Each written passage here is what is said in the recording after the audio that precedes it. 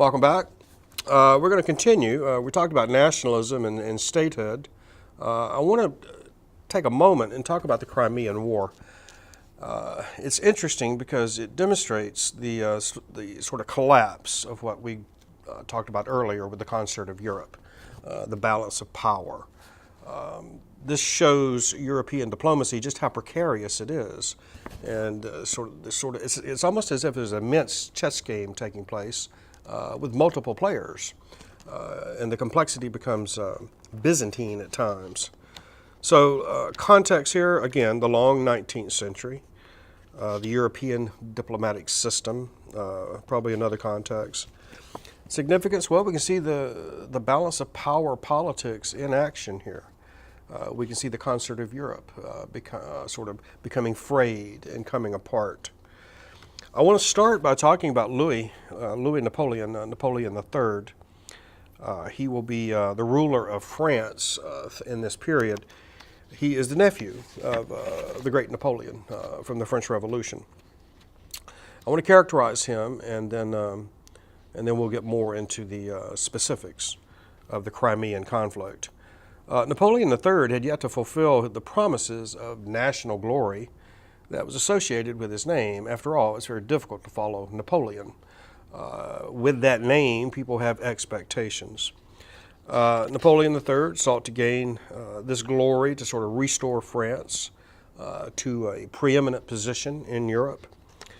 Napoleon III knew he would have to break the restrictions that had been imposed on France by the treaties of 1815, the Congress of Vienna, whereby the rest of Europe sort of ganged up to make sure that France would not become dominant again.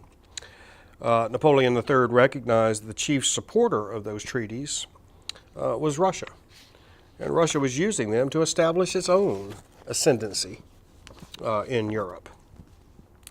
It was Napoleon III's good fortune that he came to power at a time when the fear of Russia overshadowed the fear of France among the various European states. Napoleon III soon discovered that France would not lack allies in pursuing an anti-Russian policy. So you can see that anytime a state in Europe, whether it's Russia or France or Germany, begins to rise, the other states will rapidly coalesce against that rising state to prevent any particular state from becoming dominant. A quick overview of the Crimean War. Generally, the simplest way to put it, it was fought to prevent Russia from controlling the Balkans and Constantinople and the Bosporus Strait and the Dardanelles. We talked about Russian history earlier, and this sort of constant craving of the Russian leadership to gain access to the open waters. We know that Russia has the longest coastline in the world, but it's frozen most of the time. So Russia has very few places to access the open seas, in the Baltic and at Vladivostok in the Far East. Obviously, ideally for the Russians, access from the Black Sea through the Bosporus Strait there at Constantinople, and then from there through the Dardanelles Strait into the Mediterranean would allow the Russian Navy access to the open waters. This is something that the other great powers had long sought to prevent Russian influence in that part of the world and perhaps Russian dominance.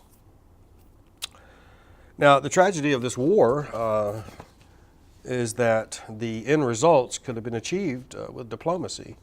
There was really no need for this fighting. I guess you could say the one significant result of the Crimean War is that it did begin that process of completely unraveling the concert of Europe. Let's talk about Russia's role here for a moment in Europe. Russia had emerged from the revolutionary era of 1848, this sort of drive towards representative government and reform. These revolutions had been put down with Russia's help. And Russia emerges from this chaos in the early 1848 as sort of the arbiter of Europe. She was a friend of a rising Prussian state. Russia had helped Austria.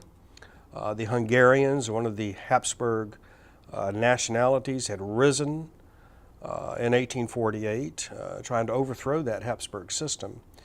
And the Russians had stepped in to help put the Hungarians down, to help maintain that conservative order in Europe. So Russia's strength is obvious, but this strength is also a handicap because it makes other countries nervous. Russia's strength tended to make other countries suspicious of her policies and of her influence and of her ambitions. Now, remember that Austria is deeply indebted to Russia because Russia helped maintain the Austrian Empire by putting down the Hungarians. Yet, Austria, after these revolutions in 1848, Austria had no desire to become a protectorate of Russia. In fact, she sought to maintain her independence from any Russian influence. She began to establish greater diplomatic ties with other European nations. The Austrian prime minister, with regard to Russia, said, quote, "We will astonish the world by our ingratitude." That is, yes, Russia helped us with the Hungarians, but that's in the past. We're looking forward. Of all the countries in Europe, probably the one that was most suspicious of Russia and her ambitions was Great Britain. British feared the Russian threat to the traditional balance of power. Remember, Great Britain's policy